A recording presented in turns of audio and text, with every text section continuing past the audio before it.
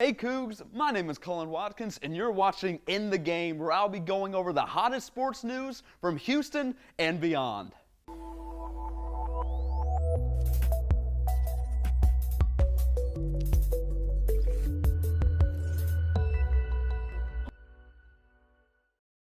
The Houston Rockets may have just locked in their franchise point guard for the next 4 years.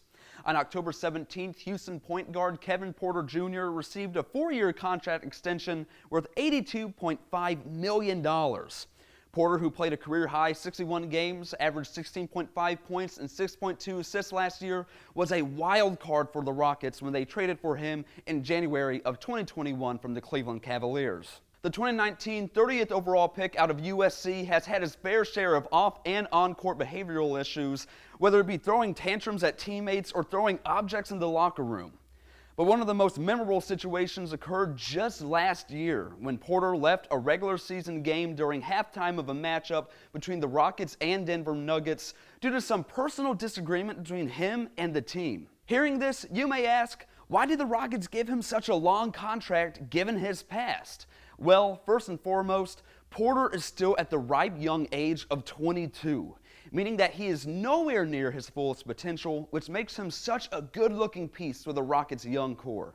And secondly, the contract gives Houston a lot of control over Porter, while also giving him payment incentives if he keeps on track over the next 4 years.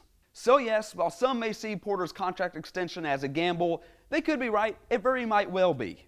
But it's clear that Houston believes that Kevin Porter Jr. is their point guard for the future, and if he stays on track, the Rockets may already have one piece to a future championship in place. In other Houston sports news, Houston Texans Executive Vice President Jack Easterby was fired from the team after what's safe to say was a rocky relationship between him, the front office, the players, and the fans.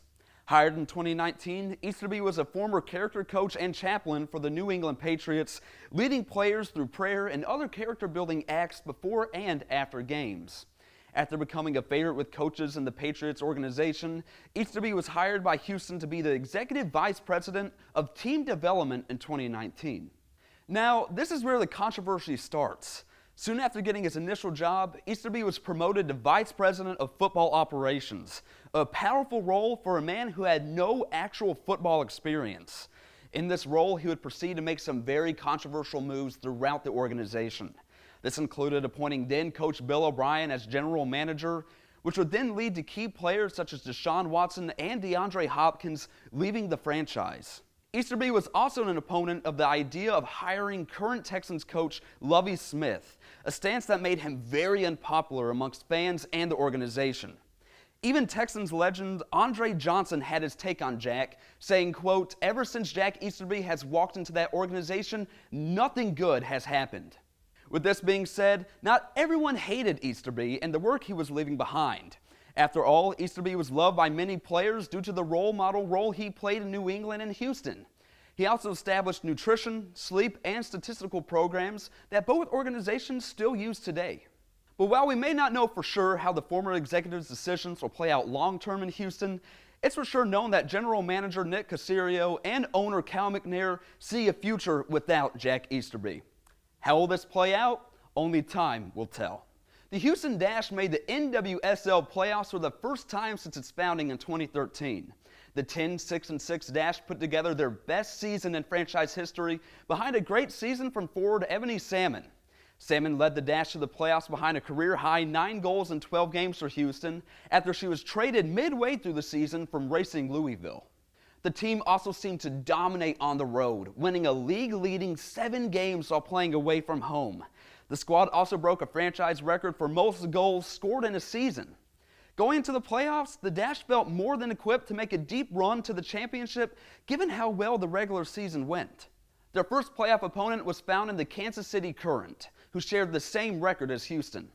Going into the game, the Dash knew it was going to be a tough battle as they were only 1-3 against Kansas City during the regular season. And after a lot of anxious build-up, the game finally occurred at PNC Park in downtown Houston to the largest Houston Dash crowd in history.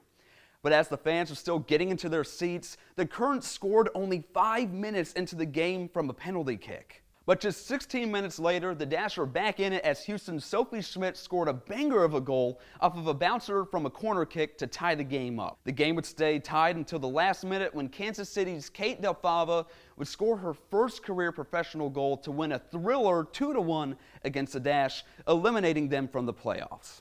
Even though the season didn't end like the Dash would have liked, fans and players can't wait to see this talented team improve next season after a record-breaking year. Basketball fans all around the world can finally breathe a sigh of relief because, folks, the NBA season is back. Fans are in store for a good one this year as the season is riddled with new storylines between players on new teams, like in the case of Cavaliers point guard Donovan Mitchell, or even teams like the OKC Thunder who are looking to get the first overall pick of next year's draft. There are so many things to be on the lookout for this NBA season. One thing that's always interesting to watch is the potential MVP race. There are many names that pop up when the MVP debate comes up this early on in the season. A popular pick amongst both analysts and fans is, of course, Bucks forward Giannis Antetokounmpo, a player who many people say is the best basketball player in the world as of right now. Another favorite is the man himself from the Dallas Mavericks, Luka Doncic. Doncic has been inching closer and closer to an MVP award ever since he joined the league 4 seasons ago. Other fun names to watch this season include the likes of 76ers center Joel Embiid, Nets forward Kevin Durant, or even a player like Memphis' young superstar Ja Morant.